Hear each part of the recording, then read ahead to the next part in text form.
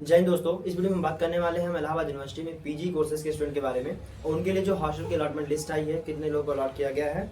और इसमें हम बात करेंगे श्याम जी कृष्ण वर्मा बॉयज हॉस्टल के बारे में कि जिन लोगों को अलॉट हुआ है उनके लिए क्या क्या इन्फॉर्मेशन है, डॉक्यूमेंट में क्या क्या लेके जाना है और किस डेट में जाना है। और लिस्ट की बात करें कि लिस्ट कहाँ पे है मिलेगी, तो वो लिस्ट हम अपने वीडियोज़ में बता देंगे, चाहे अपने उसमें डिस्क्रिप्शन में डाल देंगे और पोस्ट पे अपलोड कर देंगे।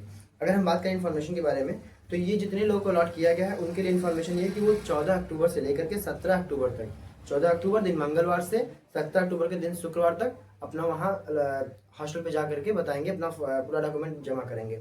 आगे बात करते हैं उसके बारे में। और टाइमिंग की बात करें तो दोपहर में 12 बजे से लेकर के दोपहर के 2 बजे तक आप अपना वहाँ जाएंगे और अपने ओरिजिनल डॉक्यूमेंट के साथ साथ एक सेट फोटोकॉपी लेके जाएंगे। इसमें बस ओरिजिनल डॉक्यूमेंट लिखा गया, लेकिन आप एक सेट फोटोकॉपी लेके जाइएगा। उसके साथ ही साथ अपने माता जी या पिताजी के साथ किसी एक को, उनमें से किसी एक को, अभिभावक को किसी एक को लेके जाना है। अगर में भी ऐसा होता है कि दोनों लोग जा रहे हैं तो भी कोई दिक्कत नहीं, दोनों लोग जा सकते हैं। अभिभावक में किसी एक अभिभावक का होना कंपलसरी है।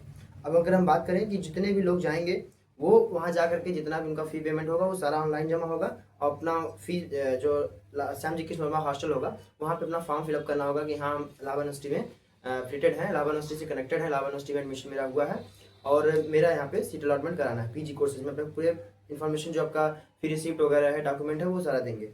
अब अगर हम बात करें कि डॉक्यूमेंट में क्या क्या डॉक्यूमेंट लगने वाला है आपका, तो आपकी 10th की मार्कशीट, 12th की मार्कशीट, स्नातक की मार्कशीट, जैसे आप पीजी कोर्सेज में जा रहे हैं तो आपका जो यूजी की मार्कशीट है वो लगने वाली है। आपका कैरेक्टर सर्टिफिकेट लगने वाला है। उसके बाद फी रिसिप्ट जो आपका इलाहाबाद यूनिवर्सिटी में आपने फी पेमेंट किया, जिस कोर्स में आपने एडमिशन लिया उसका फी पेमेंट किया होगा, उसका फी रिसिप्ट लगने वाला है। वहीं आधार कार्ड की जो छायाप्रति होगी वो भी लगेगी, आधार कार्ड की फोटोकॉपी। और आधार कार्ड की जो छायाप्रति लगेगी, फोटोकॉपी लगेगी, वो आपका भी लगेगा, आपके गार्जियन का भी लगेगा। गार्जियन में माता जी पिताजी दोनों लोगों का लगना है। वहीं बात करें हम, आपका कास्ट सर्टिफिकेट लगेगा। अगर आपने किसी ओबीसी या एससी या एसटी या ईडब्ल्यूएस में या जनरल में, जिसका भी जनरल का कोई सर्टिफिकेट नहीं होगा, लेकिन ईडब्ल्यूएस का अगर आपने उसके बिहाफ पे एडमिशन लिया है उसके ग्राउंड पे, तो उसका भी सर्टिफिकेट आपको लगाना पड़ेगा, फोटोकॉपी उसकी लगानी पड़ेगी। वही बात करें आई कार्ड, जो भी इलाहाबाद यूनिवर्सिटी के कॉलेज से आपको, यूनिवर्सिटी से आपको प्राप्त नहीं हुआ होगा, अगर मिला है तो उसको लगाएंगे, नहीं मिला है तो वो आपको ऑफिस से मिल जाएगा। ठीक है। आगे बात करें हम फोटो, आपके माता जी का भी फोटो होना चाहिए, पिताजी का भी फोटो होना चाहिए और आपका छात्र का भी होना चाहिए। और अगर आपके पास कोई स्थानीय अभिभावक है, जैसे इलाहाबाद में आप आ रहे हैं, इलाहाबाद में रह रहे हैं, उसके साथ ही साथ अगर कोई आपके आसपास में कोई ऐसा है जो आपके कभी कोई प्रॉब्लम आती है तो उस समय वहाँ पहुँच सके, तो ऐसे अभिभावक का भी आपके फोटो होना चाहिए उस समय। बात करें छात्र का जो इन्फॉर्मेशन होगा, जैसे कि आपका कुछ जांच होना चाहिए, मेडिकल चेकअप होना चाहिए, जैसे इसमें कि एचआईवी का चेकअप हुआ हो, ऐसा कोई सर्टिफिकेट हो जो आपके पास ये दिखा रहा हो कि एचआईवी नेगेटिव है। उसके बाद हेपेटाइटिस बी का भी आपके पास सर्टिफिकेट होना चाहिए, हेपेटाइटिस सी, ये 3 जांच आपको करा के देना पड़ेगा वहाँ रिपोर्ट आपको। उसके साथ ही साथ सभी डॉक्यूमेंट सेल्फ अटैच होंगे, जितने भी डॉक्यूमेंट आपके होंगे वो सब उसमें सेल्फ अटैच होंगे, फोटोकॉपी लगी रहेंगी। उसके बाद उनकी भी छायाप्रति, देखिए बताया गया है कि छायाप्रति भी आप लेकर के जाएंगे।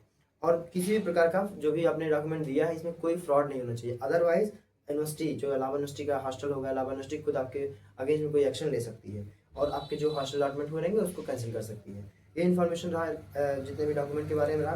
अब अगर हम बात करें कि कितने लोगों को टोटल अलॉट हुआ है, जितना भी स्टूडेंट अलॉट हुए हैं नियर अबाउट 72, टोटल 72 लोगों को श्याम जी कृष्ण वर्मा हॉस्टल में पीजी कोर्सेज के लिए अलॉट किया गया है। इसमें बात करें स्टेट वाइज तो कुछ लोग उत्तर प्रदेश से हैं, कुछ बिहार से हैं, कुछ छत्तीसगढ़ से भी हैं। उसके बाद साथ ही साथ केरला के भी कुछ लोग हैं, केरला से भी, मध्य प्रदेश से भी हैं कुछ लोग जिनको अलॉट हुआ है, बिहार से भी कुछ लोग अलॉट हुए हैं, राजस्थान के लोगों को भी अलॉट हुआ है, झारखंड, उड़ीसा और उसके साथ ही साथ बिहार, ऐसे ही कई सारे स्टेट के लोगों को अलॉट किया गया है। ठीक है। राजस्थान के लोगों को भी अलॉट किया गया है। अब अगर हम बात करें कि कोर्सेज वाइज, तो एलएलबी के लिए भी अलॉट किया गया है, एलएलएम के लिए भी अलॉट किया गया है, MA ancient history, MA economics और MA education, MA English literature, ऐसे कोर्सेज कई सारे जितने भी पीजी कोर्सेज हैं उसमें सब मिला जुला के कई सारे कोर्सेज के लोग यहाँ पे अलॉट किया गया सीट। कैटेगरी वाइज बात करें तो general, EWS, OBC, SC, ST सबके लिए भी सीट अलॉट किया गया है। कोई एक स्पेशल नहीं दिया गया कि जनरल को स्पेशल मिला, ओबीसी को स्पेशल मिला, एससी को मिला, ऐसी कोई कैटेगरी नहीं बांटी गई है। सबको सीट अलॉटमेंट हुआ है जितने लोगों का, जिस हिसाब से यहाँ पे सीट अलॉटमेंट का प्रोसेस होगा। ये इन्फॉर्मेशन रहा इलाहाबाद यूनिवर्सिटी के बारे में और ऐसे ही कई सारे इन्फॉर्मेशन इलाहाबाद यूनिवर्सिटी के बारे में आपको मिलते रहेंगे।